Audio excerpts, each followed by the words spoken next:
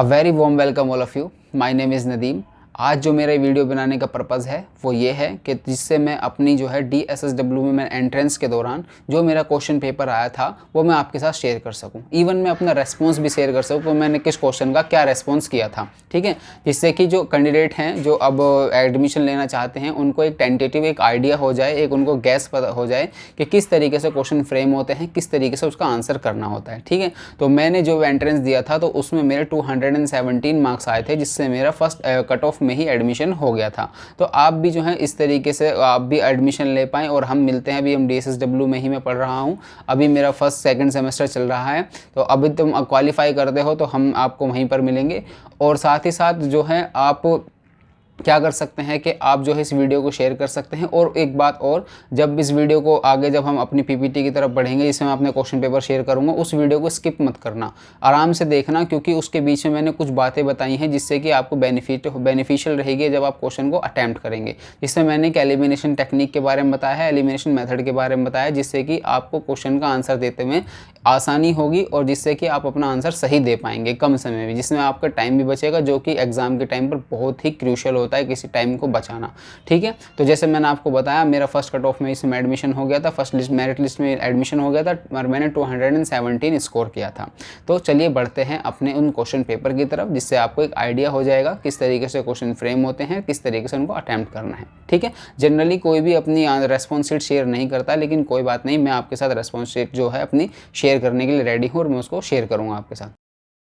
So friends, ये मेरी response sheet है। आप देख सकते हैं DOIT 2021 कैंडिडेट रेस्पॉन्स शीट, यानी जो भी कैंडिडेट होते हैं जो भी अप्लाई करते हैं DOMA के लिए, उन सभी जो एग्ज़ाम से गुजरना होता है उसमें जो आप जो भी रेस्पॉन्स करते हैं, जो भी आप अपना आंसर देते हैं किसी भी क्वेश्चन का, तो उसको NTA जो है एक PDF फॉर्म में आपको प्रोवाइड कराता है।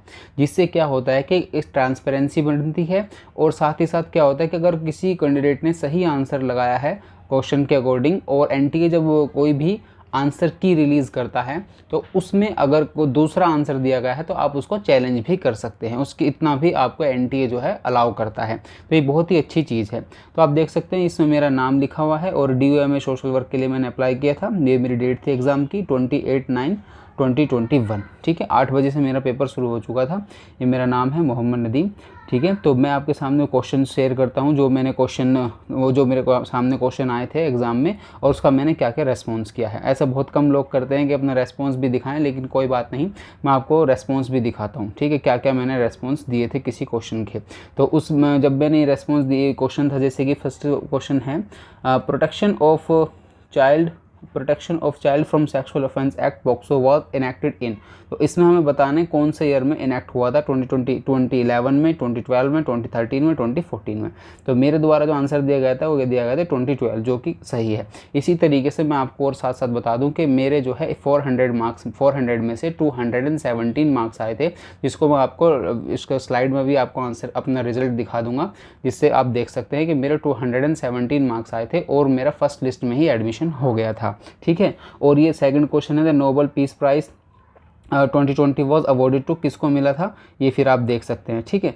ये प्राइज अवॉर्डेड टू, ठीक है, नोबेल पीस प्राइज, लेकिन आप कंफ्यूज हो सकते हैं, इकोनॉमिक में मिला था उनको अभिजीत बनर्जी को। तो ये सब था, ये सारी चीज़ें हैं। तो आप देख सकते हैं द टर्म रिसोर्स कर्स ये क्या है, फिर उसके बाद ये आप साथ साथ में देखते चलें क्वेश्चन क्या है। मैं अगर ज़्यादा सबको पढ़ना शुरू करूँगा तो एक बहुत लंबी वीडियो हो जाएगी, क्योंकि 100 क्वेश्चन के साथ हमको गो थ्रू होना है। तो आपके सामने स्क्रीन पे जो जो क्वेश्चन है आप उनको देख सकते हैं पॉज करके, और आपके लिए बेहतर रहेगा, ठीक है। आप एक आइडिया लग जाएगा, अगर आप एग्ज़ाम देने के लिए जा रहे हैं कुछ डेज़ में, तो आपको एक आइडिया हो जाएगा किस तरीके से क्वेश्चन आप अटैम्प्ट कर सकते हैं और किस तरीके कौन सा एरिया आपके लिए अनटच्ड है अभी, जिसको आप अभी कवर कर सकते हैं, ठीक है। तो मैं आपके सामने साथ साथ इस स्लाइड दिखाता चलूँगा आपको, ताकि आप जो है क्वेश्चंस को देखते रहें, क्योंकि इसमें इस PDF में 22 पेजेस हैं तो काफ़ी लॉन्ग हो जाएगा। तो आप जो है इस वीडियो को पॉज कर करके देखते रहें, कोई सवाल अगर स्पीड से निकल जाता है तो आप उसको देखते रहें। और जो ब्लू कलर में दिखा रखे हैं ये सभी क्या है, ये सभी मेरे रेस्पॉन्स हैं, जो भी मैंने रेस्पॉन्स किए थे उसके क्वेश्चंस के काउंटर में, ठीक है।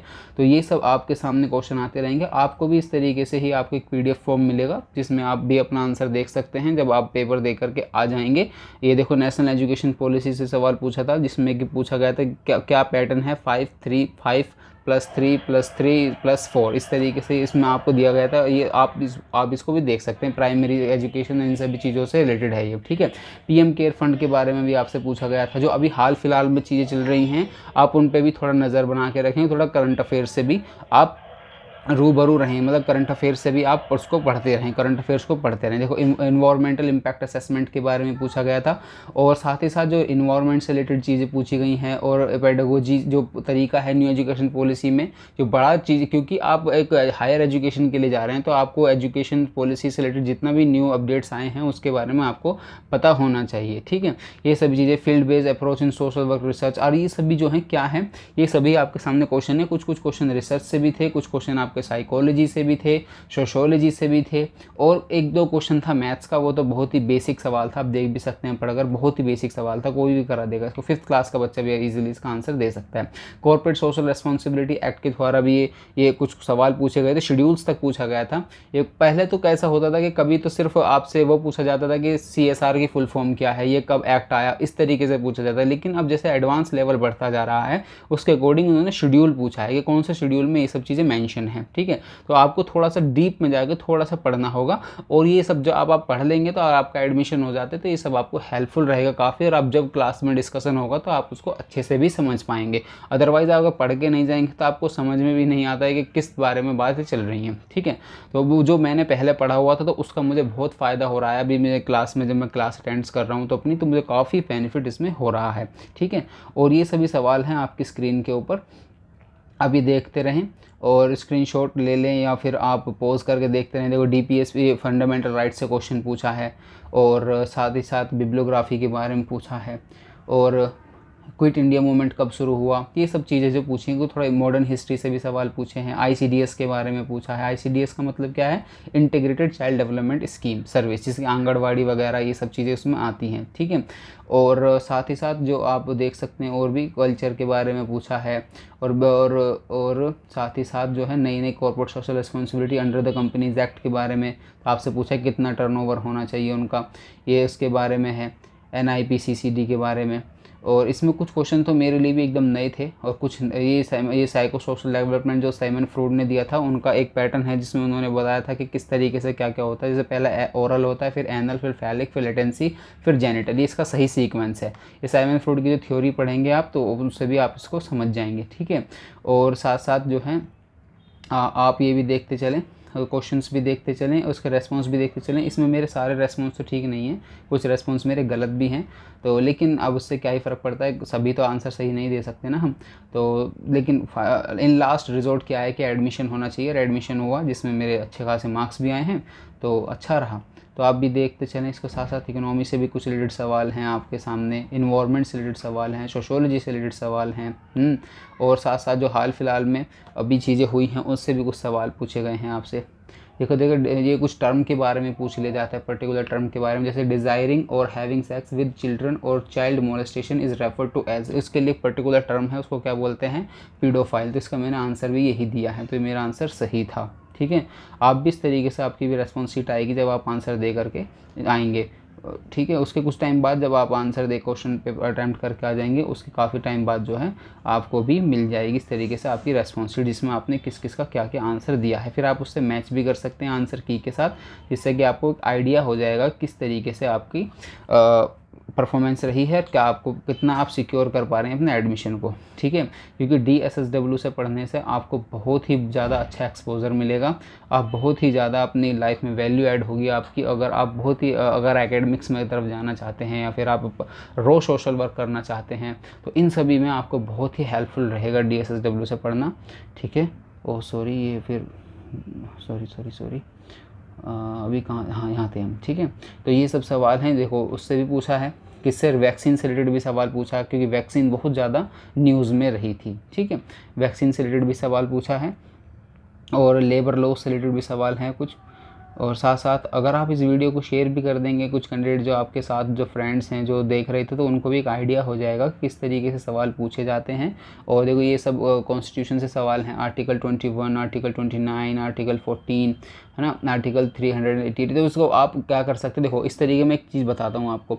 अगर आपको सही सारे आंसर पता होना ज़रूरी नहीं है। अगर आपको कुछ भी आंसर आते हैं तो आप आंसर कर सकते हैं। जैसे कि फॉर एग्जांपल जैसे आपको पता है आर्टिकल सी का पता है, मतलब सी जो है आर्टिकल 44 है, आपको पता है कि यूनिफॉर्म सिविल कोड के बारे में बात करता है। तो आप जो इसको ऑप्शन में आइए, ऑप्शन में आके देखिए कि सी का 1 कहाँ दिखा रहा है। अगर सी का 1 देखो, सी का 3 ये गलत है, सी का 3 ये गलत है। अगर सी ऑप्शन सी पाएंगे वहाँ पे लिखा सी का 1, और सी का 1 हमारा आर्टिकल 44 है यूनिफॉर्म सिविल कोड, तो इसका मतलब आंसर सी लगा कर आगे बढ़ जाइए। अब आपको और कुछ पढ़ना ही नहीं है।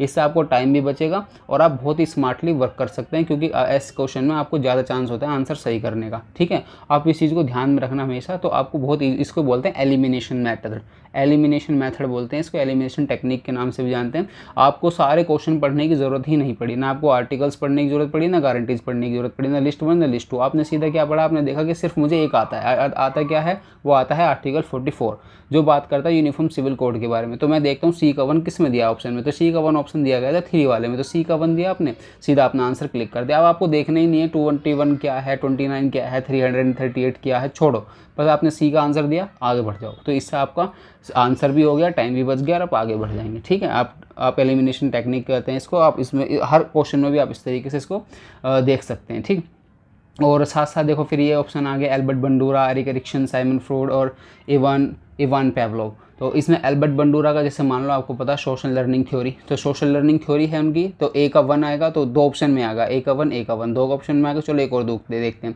अब देखते हैं एरिक एरिक्सन की, एरिक एरिक्सन दिया था साइको सोशल डेवलपमेंट पर, तो ए बी का देखते हैं 3, तो बी का 3 देखते हैं किस में दिया हुआ है, तो बी का 3 दिया 2 ऑप्शन में, तो ऊपर नीचे वाला तो हो नहीं सकता क्योंकि ए का 2 दिया हुआ है, डी मतलब डी का ए का 2 नहीं हो सकता। अगर हम बात करें बी का, तो बी का ए का 1 है, बी का 3 है, तो इसका मतलब इसी को लगा के आगे बढ़ जाओ। तो आपको नहीं पता है कि साइमन फ्रॉड ने क्या काम किया है या इवान पेवलोव का क्या काम है, आपको उससे फ़र्क नहीं पड़ता फिर। ठीक है, आप इससे एलिमिनेशन मेथड से भी आप उसका आंसर दे सकते हैं। ये बहुत ही अच्छे तरीका टेक्निक होती है। ठीक है, वीडियो बहुत लॉन्ग हो रही है तो इसलिए मैं आपको जल्दी जल्दी फिनिश करता हूँ इन चीज़ों को, ताकि आप जो है कम टाइम लगे आपको और आप इसको देख सकें। ठीक है, तो ये रहा वीडियो का एंड, ये आपकी PDF का एंड हो गया। थैंक यू यहाँ तक बने रहने के लिए।